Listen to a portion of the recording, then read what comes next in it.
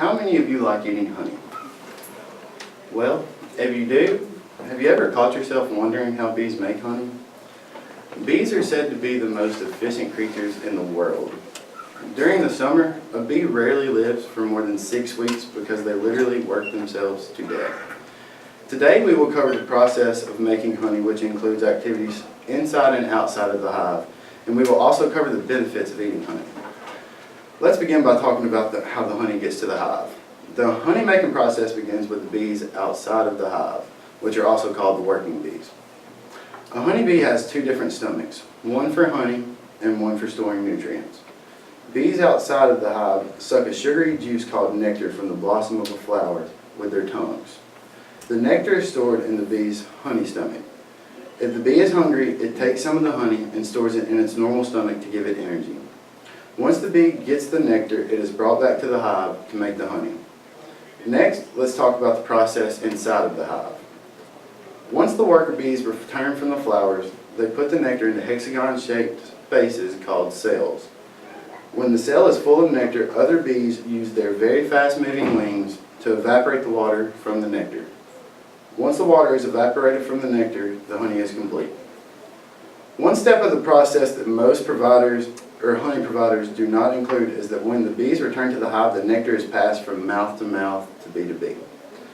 And yes, you heard me right, they literally vomit from mouth to mouth. And they leave this step out because, nobody wants to eat something that's been vomited from mouth to mouth.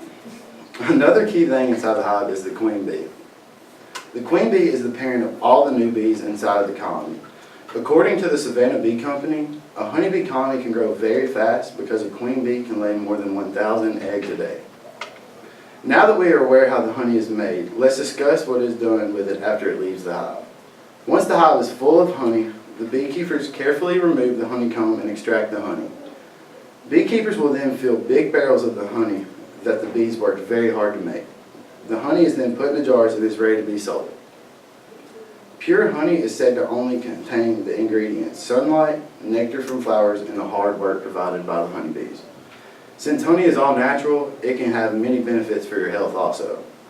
Honey can help lower your blood pressure because it contains certain antioxidants.